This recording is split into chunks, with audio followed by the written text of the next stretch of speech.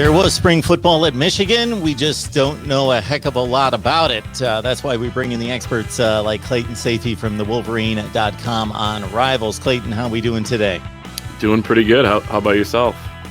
Doing great. And again, Michigan football wrapped it up last Saturday. They did have a spring game. It just wasn't televised like a lot of the games that we're seeing across the nation, nor was there media, from what I understand, no media in attendance. It was a family event.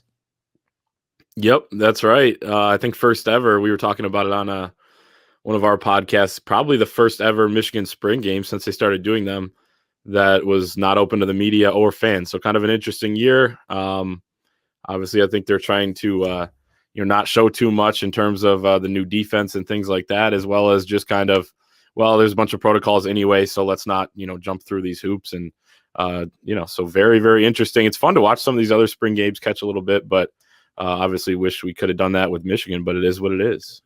I'm not going to make a huge deal out of it because, yes, these spring games are fun for the fans to watch on TV to a certain extent. It's not great football. So I'm reminded every time I turn one on when I'm like excited, okay, I'm going to watch the Clemson spring game. After about 3 plays, okay, this is a spring game. And it's for the coaching staff to evaluate the players. It's no different than 3 to 4 other scrimmages that they have. They just decide to televise this one. Right. So it's not for them to put on a TV show or entertainment or a real game for the fans. It's for us just to look in on what they're doing. And so for Michigan football, if they chose to do that, and they did under Jim Harbaugh, I have no issue with it for whatever reason. Again, it's spring football for them to evaluate the players, develop the players. And in this case, more so than most teams, develop a coaching staff and find the cohesion between the staff members and finding their new positions and their new units. So based on what you know of the spring game, what you know of spring practice prior to that, what really stands out to you in regards to how you possibly feel different about this football team today than you did 6 weeks ago? Yeah, I think I feel pretty similarly. I think things kind of played out from what you were able to gather from, some media sessions and, pick up behind the scenes. In terms of, I guess, the number one spot on the team that people are kind of, wondering about, the quarterback spot. Matt Weiss, the quarterback's coach, kind of named Cade McNamara the starter coming out of the spring. So I think that, that's something that was expected. And J.J. McCarthy looks good at times, but, is still learning, the true freshman early enrollee. It wouldn't shock me if the light turns on for him over the summer or possibly in fall camp. And maybe he won't be the starter day one, but it wouldn't completely, shock me if he ends up starting some games this fall, depending on how things play out. So from that aspect, I think it kind of went as expected. I think when you look at the defensive side of the ball, you mentioned it kind of getting everything to click in terms of the new coaching staff. They brought in 4 new coaches on the defensive side: Mike McDonald, the D coordinator, Mo Linguist, the co-D coordinator and secondary coach. So trying to get all that in, in 15 spring practices when you didn't have a full season the year before, for the guys that were here. So, guys are still kind of catching up in that regard. Got Clayton Safety on the line from Rivals. Please check out his work at thewolverine.com. And Clayton, you had mentioned your podcast. Want to make sure everybody knows where to find that. Yeah, so wherever you get your podcasts, you can just search in The Wolverine, thewolverine.com. If you type in, Michigan Wolverines or whatever, you can find it on anywhere: Apple, Spotify, iHeartRadio, all that type of stuff. You can also find it at thewolverine.com as well. We got about a podcast a day up there from, variety of different guests and our staff at thewolverine.com. So definitely check that out as well. I am in no way discounting the disappointments of Michigan football under the Jim Harbaugh era. But let's understand, and I remind people this almost every day, it's one down season. They were a top 15 team in the country the year before that. They went 9-3 in the regular season. Like, people talk like this is just has come off the rails. It was a 6-game season. Yeah, it didn't look good. They went 2-4. Number 2 is that up until last season, again, there were disappointments on the defensive side in big games, but overall, this was an excellent defensive unit from the time Jim Harbaugh stepped on campus, and especially in 2016, 17 through 18, an excellent defensive unit, top 5 to 10 in the nation all those seasons. So What gives you hope that Michigan gets back to that standard of defensive play? Well, I think that there is, despite last season being, you know, a season in which kind of things did unravel in that year, I think there's still some talent on the defensive side of the ball. Certainly, with the way that they've recruited over the last couple of years, they've had quite a bit of attrition out of the program as well. But there's still good players in there, and a lot of the guys you're seeing leaving or transferring are guys that didn't really rise up and get themselves in the too deep in their first couple of years in the program. So, and you're seeing that around the country with the transfer portal being as prevalent as ever. I'm not saying there's not a problem with retaining players and developing players and things like that, because there's no excuse for going 2-4 in a season. Obviously, it wasn't a traditional season, but still, there were teams that were much less talented, I think, than Michigan that were able to post better records. So it's unexcusable. But in terms of optimism for this defensive group, I think there is talent there, and I think from what you kind of are starting to learn about this defensive system, that they're going to run a lot more zone coverage. They're going to run some, cover 3. They're going to run some quarters coverage. It's going to be an odd front. They're going to be multiple, but I think Mike McDonald coming from being the linebackers coach at Baltimore, which is an aggressive defense, is going to be able to know how to, manufacture at the very least a pass rush. And, starting with guys like Aiden Hutchinson up front, I don't think you're necessarily going to have to manufacture it all the time. I think he's good enough to get home. So on that side of the ball, I think this, is not going to be an elite defense by any stretch. I don't think, I think there's a chance that they're not very good at all, but I do think that they can be solid. And I'm very curious to see how it plays out in terms of what the scheme is exactly going to look like on a game day. And most importantly, what answers they're going to have for what an opposing offense throws at them, because I think that was the biggest problem last season is Don Brown was kind of stuck in his ways, for better or for worse throughout his whole career, but it's certainly for worse this past season. And you have to answer what another team is bringing at you. You can't let them, like, for example, Wisconsin ran, I think, 9 or 10 end arounds against Michigan last season, and they were picking up, 15, 20 yards, big chunk plays on that. You got to be able to see what's going on in a game and stop, what the opposing offense is having success with. So I'm excited to see what this new defense is going to bring. It's not going to be better necessarily, but I think it couldn't have got much worse from last season. And I think it's, if they can at least be adequate, they can build on that for the future. Get your free Michigan mask at voiceofcollegefootball.com. If you don't want a mask, please check out our site regardless, voiceofcollegefootball.com. Register for free at the top of the screen and lock it in right there. Full transparency here is you're going to find the videos that you find on all the team channels that we have currently. But as we build out the website that we just launched, there will be additional content and all sorts of contests, so forth on the platform there. Clayton Safey on the line from thewolverine.com. Catch him right there on Rivals.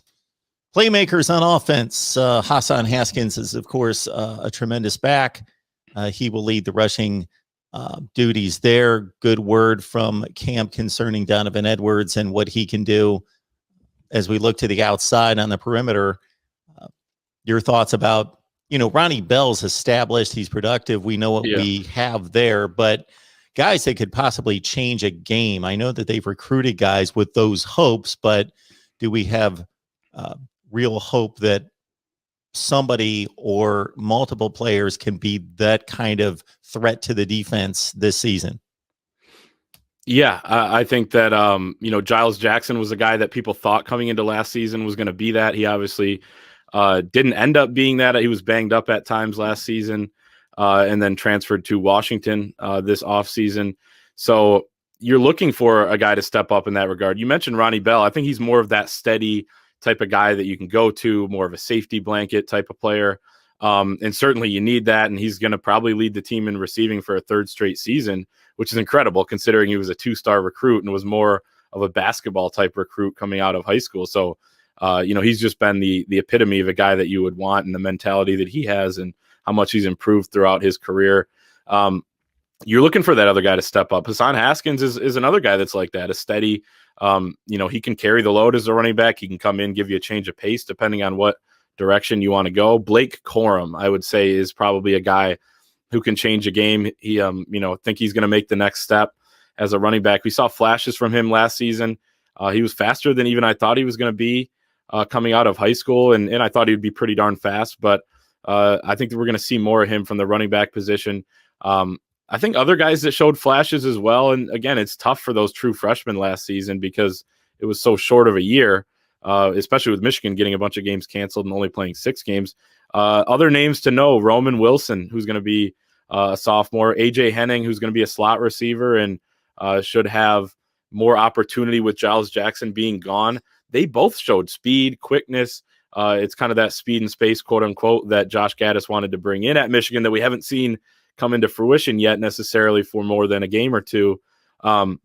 Those guys all have an opportunity now. And I think, again, it goes back to, what I mentioned earlier with Cade McNamara in the quarterback spot. Can he just distribute the ball to some of these guys at the very least and, let them make a play? And then it also goes back as well to the offensive scheme. I think that, it was tough to get a rhythm last season with everything that happened and the fact that you had some injuries and you didn't have Nico Collins and things like that. But at the same time, I didn't see enough of putting guys in the right position to succeed. So it's going to be a combination of just about everything, but you can't discount the fact of when you have game breaking type guys, which we don't know yet who that's going to be, a few candidates that we mentioned.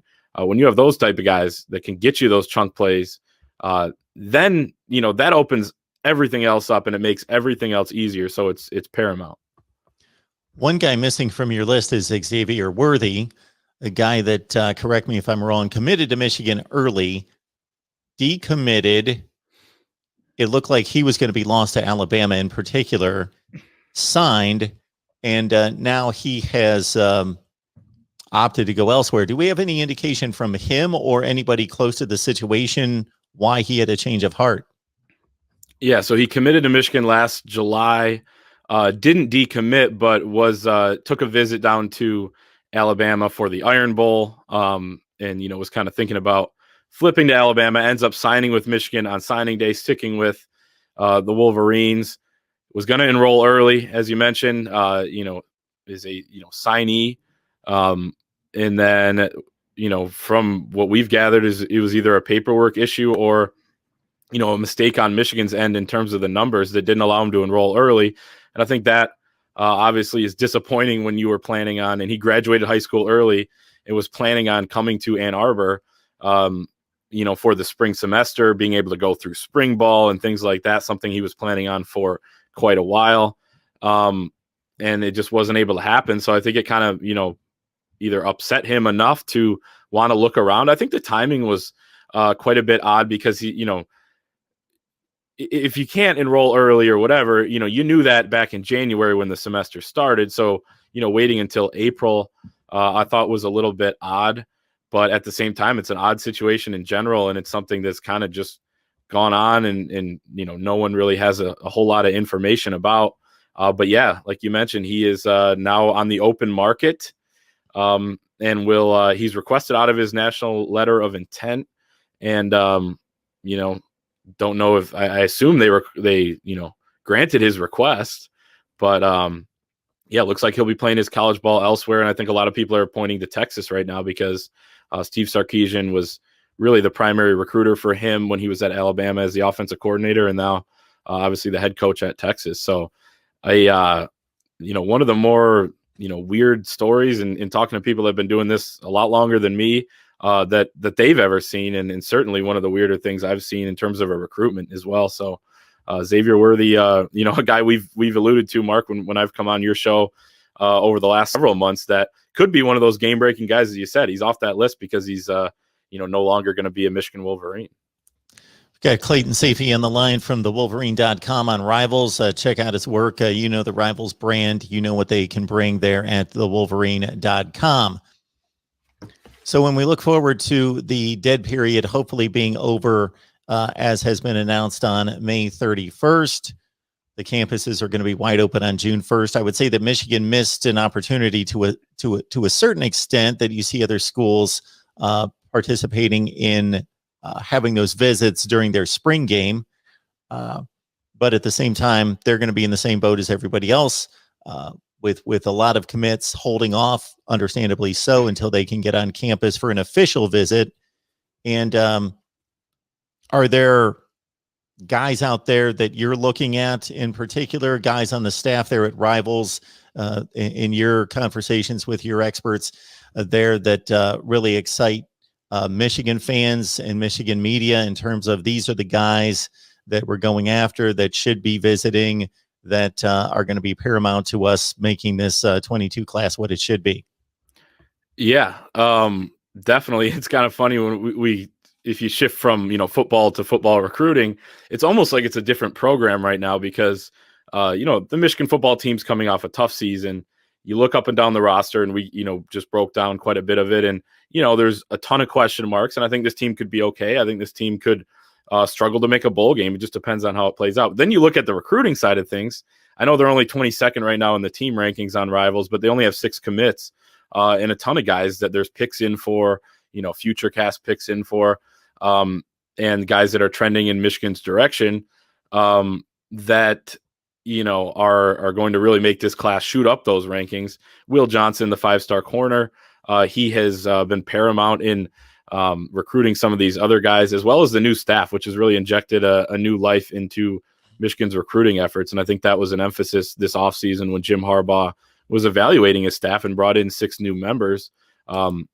Also bringing in a new director of recruiting in Courtney Morgan, who, was just most recently with San Jose State. He's worked with UCLA. So you're seeing a new emphasis on recruiting, and Michigan's doing a great job as far as when visits open up. You're going to see a lot of big names come into Ann Arbor right away in June when the dead period's done. Will Johnson is making his official visit. He's completely locked in, but I think it's huge and worth mentioning because he is going to be there.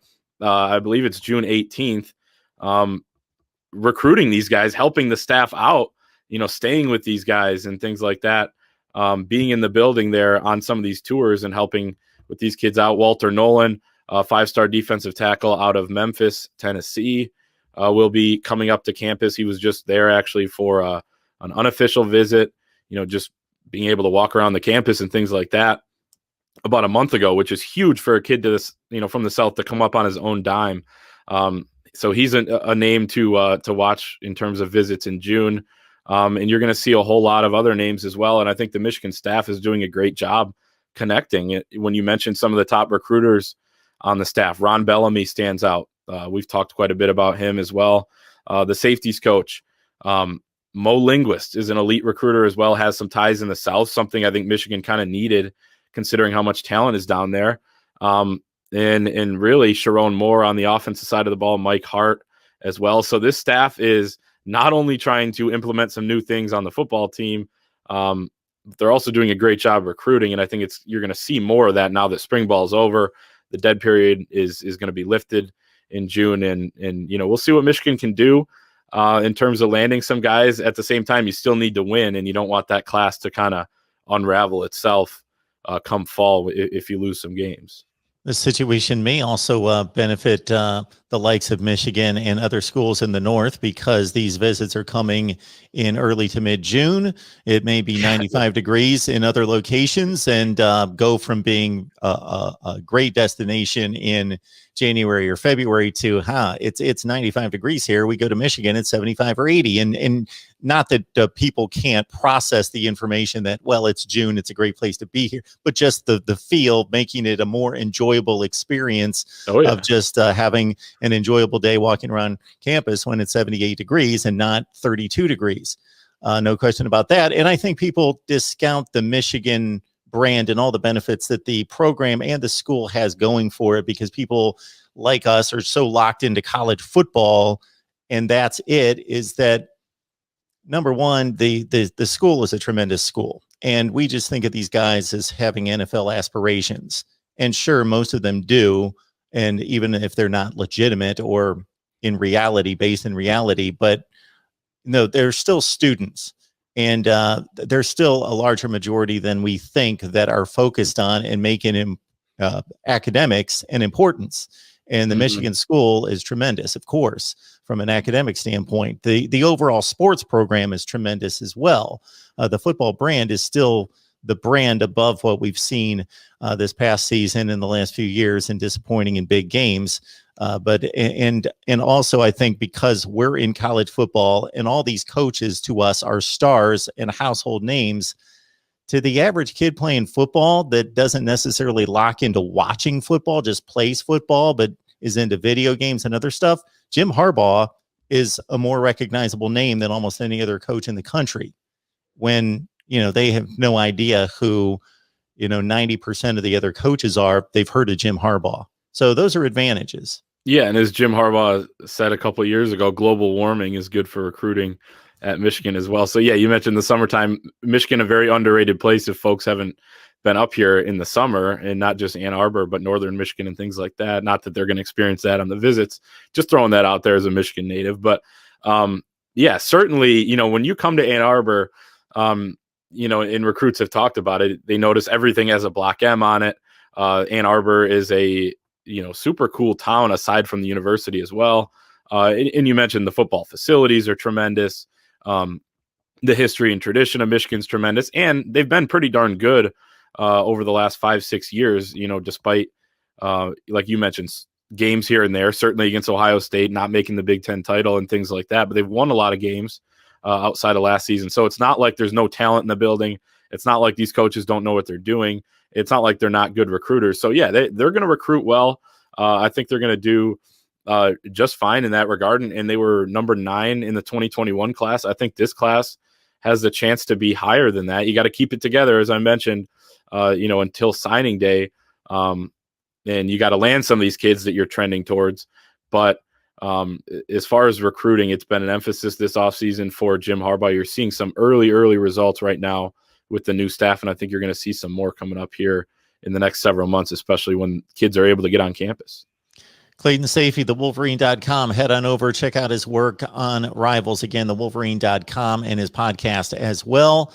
And Clayton will certainly track you down as news becomes available. Hopefully, this is the time of year when you don't necessarily want news, because it means some guy got in trouble, some player got in trouble, or he got injured. So we really don't want news, although this is kind of a different world with, number one, the dead period, then going into a live period where we'll probably have more recruiting news at that point. And then number two, of course, this crazy transfer portal makes college football a 12-month news cycle. All right, Definitely. Clayton, we appreciate it. You take care, and we'll see you soon. Sounds good. Thanks for having me.